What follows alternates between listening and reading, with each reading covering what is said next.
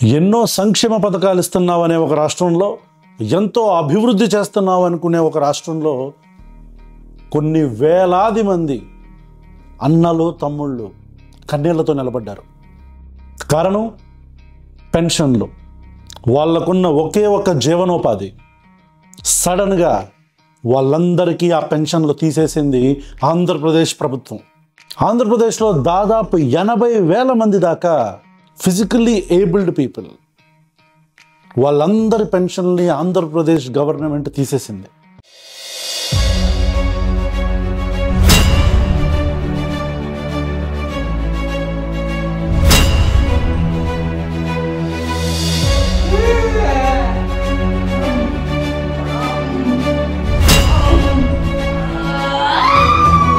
ప్రభుత్వం ఏం చెప్తుందో తెలుసా? మీరందరూ మళ్ళీ వచ్చి, ఎవరెవరికైతే తీసేసామో వాళ్ళందరికీ మళ్ళీ వచ్చి రీఅసెస్ చేసుకోండి అని చెప్తుంది. రీఅసెస్మెంట్ అంటే కాళ్ళు లేని వాళ్ళు, అంటే నడవలేని వాళ్ళు, చూపు లేని వాళ్ళు, ఎవరి సహాయం లేకుండా కదలలేని వాళ్ళు, వీళ్ళందరూ కూడా మళ్ళీ కొన్ని వందల కిలోమీటర్లు ట్రావెల్ చేసి గుంటూరు, విజయవాడ రాజధాని ప్రాంతానికి వచ్చి వాళ్ళు రీఅసెస్మెంట్ చేసుకోవాలి. రీఅసెస్మెంట్ చేసుకోవటం అంటే వాళ్ళ డిజబిలిటీని ప్రూవ్ చేసుకోవాలి. జస్ట్ ఇమాజిన్, కదలలేని వాళ్ళు, చూడలేని వాళ్ళు, లేకపోతే ఎవరి సపోర్ట్ లేకుండా కనీసం లేవలేని వాళ్ళు, వీళ్ళందరూ కూడా మళ్ళీ వాళ్ళు ఏంటో ప్రూవ్ చేసుకునే బాధ ఎలా ఉంటుంది? అయితే ఆంధ్రప్రదేశ్ రాష్ట్రంలో దేశం మొత్తం మీద ఈ వికలాంగుల పెన్షన్లు ఏవైతే ఉంటాయో, వీటన్నిటికంటే ఫిజికల్లీ ఛాలెంజ్డ్ పర్సన్స్ ఎవరెవరైతే ఉంటారో వీళ్ళందరూ కూడా వీళ్ళ పేర్ల మీద చాలామంది, ఈ ఎమ్మెల్యేలు, ఎంపీలు, వీళ్ళందరి ప్రోద్బలంతో చాలామంది పెన్షన్లు అప్పనంగా దుబ్బేస్తూ ఉంటారు. అయితే అలాంటి వాళ్ళని నిజంగా తీసేయాలి. తీసేస్తే అది మంచి నిర్ణయం. కానీ వాళ్ళని తీసేసే ప్రాసెస్లో ఎక్కువగా వీళ్ళు నష్టపోతే అది ఖచ్చితంగా రాష్ట్ర ప్రభుత్వం బాధ్యత. ఈ పెన్షన్లు ఏవి చారిటీ ఏం కాదు, ఈ పెన్షన్లు ఏవి ఫేవర్స్ ఏం కాదు. ఇది ద మోస్ట్ వల్నరబుల్ సిటిజన్స్ యొక్క హక్కు.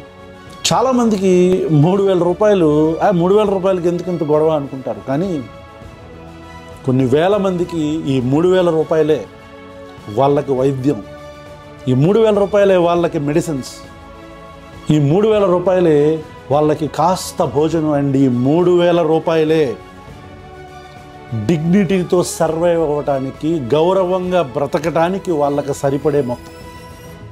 ఈ పెన్షన్లు తీసేయటం అనేది కేవలం it's not only financial cruelty, it is an attack on basic humanity.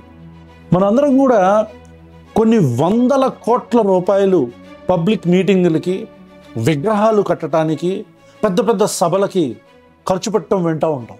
కానీ ఇలాంటి ఫిజికల్లీ ఏబుల్డ్ పీపుల్, వికలాంగుల విషయానికి వచ్చేసరికి సడన్గా ప్రభుత్వాలన్నీ స్ట్రిక్ట్గా అయిపోతాయి, రూల్స్ అన్నీ అందరికీ వర్తిస్తూ ఉంటాయి. అదేంటో అర్థం కాదు.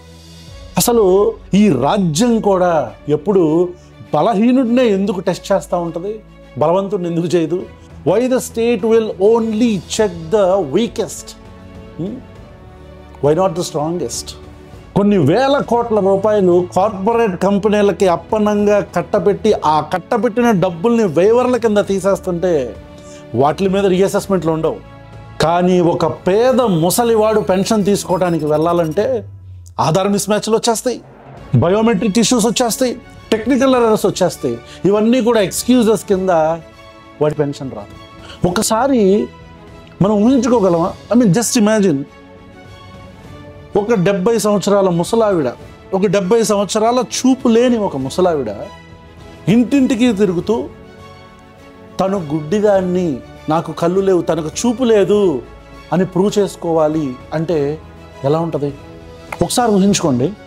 2 కాళ్ళు పోయిన ఒక తండ్రి తన 2 కాళ్ళు కూడా నిజంగానే పోయినాయి అని చెప్పని మళ్ళీ గవర్నమెంట్ ఆఫీస్కి ఆ కాళ్ళు లేకుండానే, ఎవరి సహాయం లేకుండానే అంత దూరం వచ్చి మళ్ళీ తన కాళ్ళు లేవు అని ప్రూవ్ చేసుకోవాలంటే అతనికి ఎంత కష్టంగా ఉంటుంది. ఇది సంక్షేమం కాదు, ఇది అవమానం. This is not welfare, this is humiliation. నేను ప్రభుత్వానికి ఒక విషయం చెప్దాం అనుకుంటున్నాను, నారా చంద్రబాబు నాయుడు గారికి.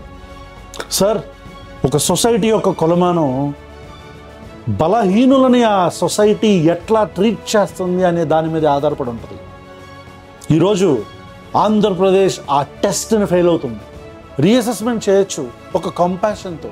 ఎట్లా అధికారులని, ఉద్యోగులని, ప్రభుత్వ ఉద్యోగులని, వీళ్ళందరినీ కూడా ఎక్కడెక్కడైతే ఈ లబ్ధిదారులు ఉన్నారో వాళ్ళందరికీ ఒక షటిల్ పాయింట్ పెట్టి ఆ షటిల్ పాయింట్ దగ్గరికి రమ్మని చెప్పని, గ్రామాలలో ఒక షటిల్ పాయింట్ పెట్టి రమ్మని చెప్పని రీఅసెస్మెంట్ చేయండి. పెన్షన్లు మళ్ళీ రిఫైన్ చేయండి. ఆ తర్వాత వస్తుంది, లేకపోతే కట్ చేయండి. నిజంగా వాళ్ళు అక్రమంగా పెన్షన్ తీసుకుంటున్నారంటే. అంతేగాని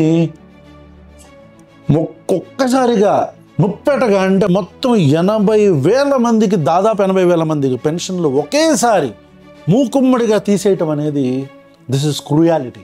ఈ వీడియో చూస్తున్న ప్రతి ఒక్క పౌరుడికి, ఆంధ్రప్రదేశ్ పౌరుడికి, ఇది కేవలం ఫిజికల్లీ ఛాలెంజ్డ్ పర్సన్స్ లేకపోతే వికలాంగుల యొక్క సమస్య కాదు, ఇది మన అందరి సమస్య.